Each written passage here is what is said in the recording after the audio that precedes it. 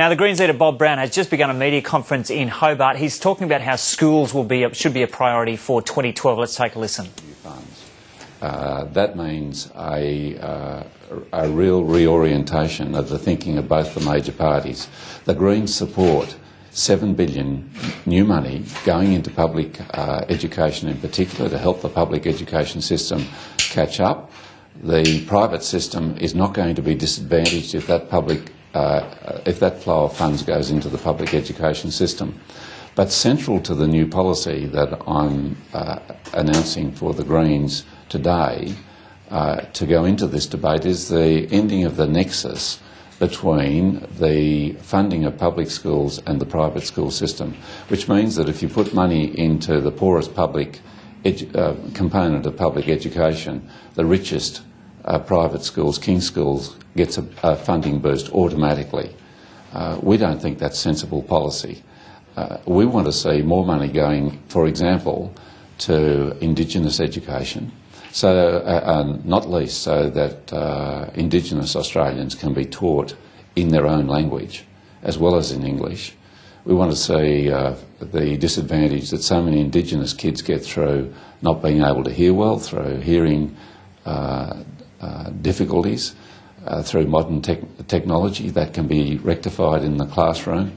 We want to see more money going into education for Asian languages. That's available. We are in an appalling situation with language teaching in Australia's school systems.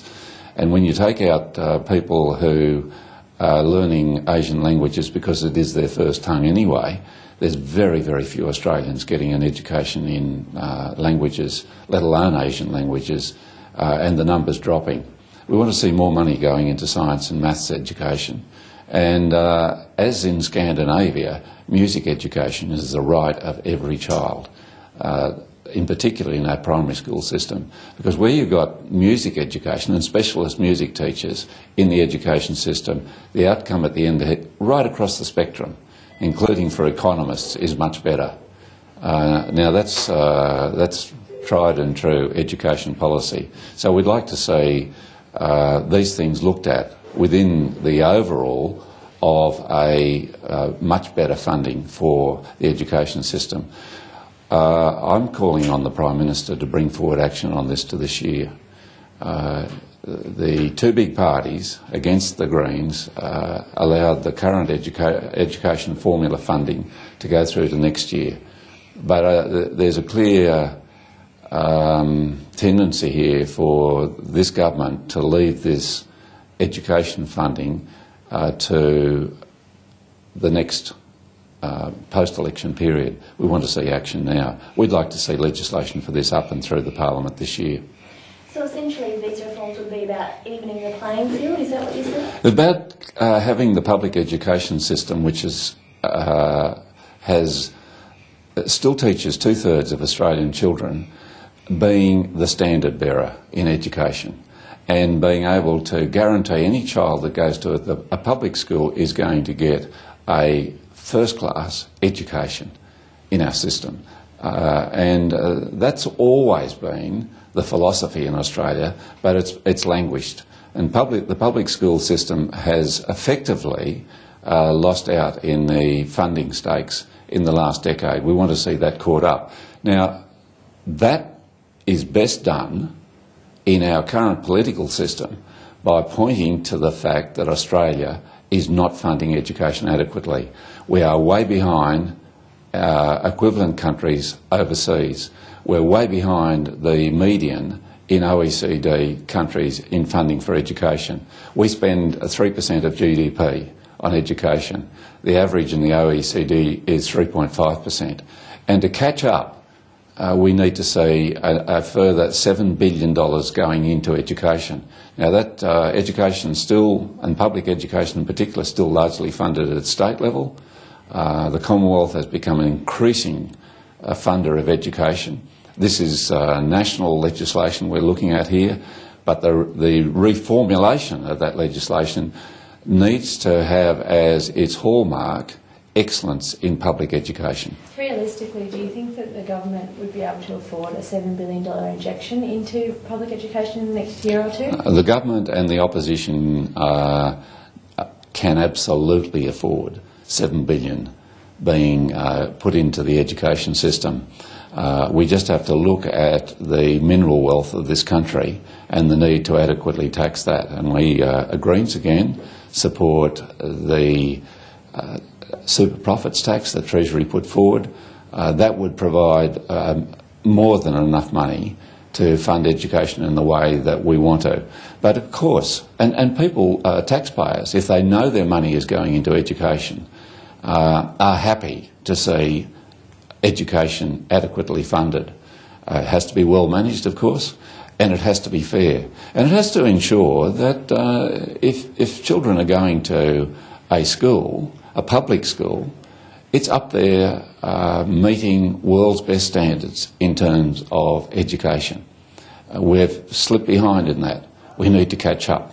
And I reiterate, 2/3 of Australia's children still go to the public school system. They should not be disadvantaged because they go to a public school system. And we want to see that education at public schools catch up again and be adequately funded so that it is a standard of education second to none. Are you confident you'll be able to get support to achieve these reforms? No, I think it's going to be a big battle. I think the two big parties will want to do two things. One, put off reform in the funding of public education and education generally to after the next election. I think it should be brought forward to before the election so people can vote on it, they can see what they're voting for. And secondly, they back off to the big resource companies which are owned overseas paying a proper tax. And the back off on the super profits taxes will cost this country and taxpayers $100 billion over the next 10 years. That's enough to fund public education and high-speed rail. But if we don't tax our resources adequately, because the big corporations owned overseas don't want to pay fair taxes, we then end up squeezing public education and health and all the other services that need to be brought forward. And I would remind you that Tony Abbott wants no new tax on the big foreign-owned mining corporations at all. No taxes, no new taxes, no new funding. It's as simple as that. We believe that the education system requires new funding, and that should come from the mineral wealth. We're the wealthiest country on the planet per head of population in terms of resources. But we're slipped to the back. We're in the last 3 or 4 of 22 OECD nations when it comes to funding education. That's poor administration, that's poor policy, that's poor law, but that's the big parties, again, being unable to stand up for a public education system that is now has dropped behind and needs to be brought back to the high level of funding and the high standard that we want to see it have. In terms of poker machine reforms, are you confident the Prime Minister will stick to her commitments to Andrew Wilkie? Well, I think the Prime Minister and Andrew Wilkie have to sort that out. The Greens want to see the $1 limit on poker machine bets. We want to see action on it this year. If Andrew Wilkie and the government want to have mandatory pre-commitment legislation, provided it's action, we'll support it.